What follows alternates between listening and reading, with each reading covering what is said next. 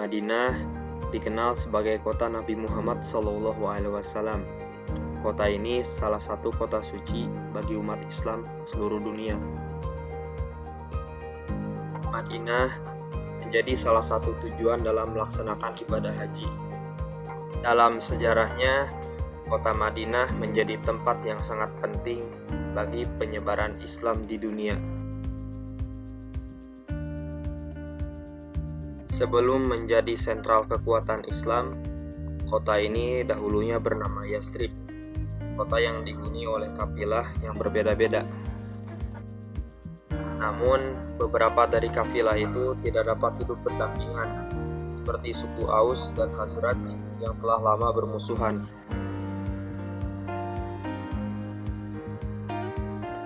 Hijrah Rasulullah SAW ke Yathrib telah memberikan angin segar bagi masyarakat.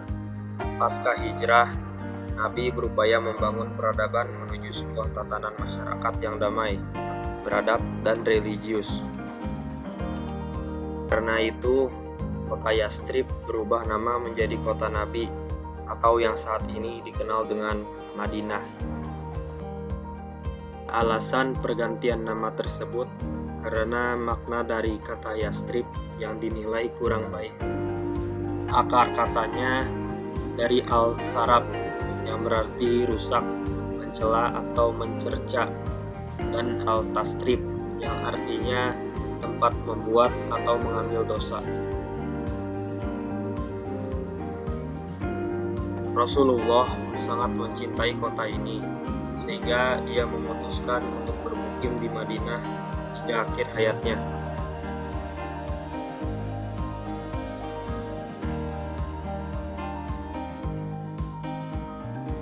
Adapun kiprah Rasulullah SAW dalam memajukan peradaban Islam awal di Madinah, diantaranya 1. Menyatukan berbagai kubu yang berbeda-beda. Di sini Nabi harus berhadapan dengan problematika berbagai kelompok. Pertama, mereka yang telah memeluk Islam seperti orang-orang Ansor, di mana terdapat dua suku yang saling bermusuhan sejak lama, yaitu suku Aus dan Khazraj. Di samping orang Ansar, Madinah dihuni oleh orang Muhajirin yang datang ke Madinah untuk mencari penghidupan yang jumlah mereka lebih banyak dibandingkan orang Ansor. Kedua, orang-orang yang masih menganut agama nenek moyangnya, namun mereka tidak memusuhi Islam.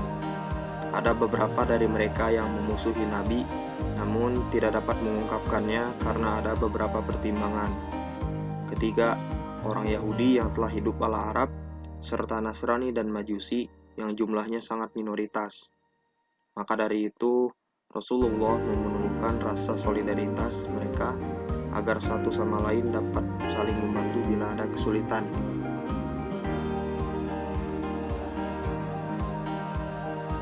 Dua, membangun masjid sebagai pusat dakwah. Sejak Islam pertama berdiri di Madinah, masjid merupakan sentral dalam peradaban. Masjid yang pertama didirikan yaitu Masjid Quba, yang sebelumnya berkiblat ke arah Masjidil Aqsa. Namun setelah turun wahyu untuk memindahkan arah kiblat ke Ka'bah. Masjid selanjutnya adalah Masjid Nabawi. Setelah selesai, masjid selalu dikunjungi oleh umat muslim 5 kali dalam sehari untuk beribadah, musyawarah, belajar agama, dan aktivitas sosiopolitik lainnya. Spesifiknya, area sekitar masjid menjadi pusat aktivitas kehidupan masyarakat. Nabi terus berusaha mengaplikasikan dasar-dasar keislaman di tengah masyarakat. 3. Membangun infrastruktur. Rasulullah SAW ingin segala aktivitas hidup masyarakat dipermudah. Ia mulai merencanakan pembangunan dari sektor sarana sosial dan lingkungan. Yang terpenting adalah perbaikan jalan-jalan menuju Masjid Nabawi dan Quba, serta jalan untuk ke dunia luar. Dengan adanya perbaikan jalan ini, khususnya menuju luar Madinah sebagai rute dakwah Rasulullah, dan Islam tersebar di kemudian hari. Pembangunan ini mengikut sertakan orang Muhajirin dan Ansar, sehingga rasa solidaritas mereka semakin tumbuh dengan baik. Demi mempertahankan wilayah dari musuh Islam, Nabi Shallallahu Alaihi Wasallam berinisiatif untuk membangun benteng-benteng. 4. Mengembangkan sektor ekonomi. Nabi turut mengelola perekonomian Madinah sesuai apa yang diwahyukan oleh Allah Subhanahu wa Ta'ala. Ayat-ayat Al-Quran yang turun di Madinah tidak hanya berisi pendekatan hubungan manusia dengan Allah Subhanahu wa Ta'ala, namun berisi pula ajuran tatanan kehidupan sehari-hari. Salah satunya ekonomi. Di antara usahanya penentuan jual beli, sistem usaha, pelayaran, perniagaan, keterampilan, dan segala bentuk aspek finansial yang lainnya. Umumnya dalam pertanian, masyarakat menekankan pada penanaman kurma, gandum, dan buah-buahan. Rasulullah selalu mengapresiasi kinerja bagi mereka yang bekerja dengan baik, dengan harapan bisa menumbuhkan pribadi seorang muslim yang sejati. Salah satunya semangat bekerja keras dan pantang mengeluh.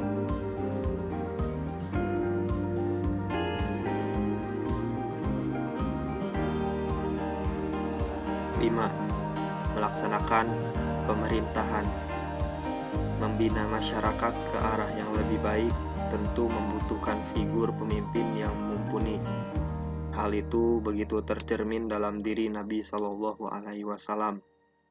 Demi memudahkan pelaksanaannya, Rasul mengangkat siapapun yang dipercayai dapat membantu dalam pelayanan serta pengembangan masyarakat seperti sekretaris, qodi, pemungut pajak, administrasi, dan lainnya. Untuk di luar negeri, Nabi mengangkat panglima perang dan pengantar surat kepada para penguasa luar. Surat yang ditulis menggunakan cap resmi dengan inisial Rasulullah sendiri.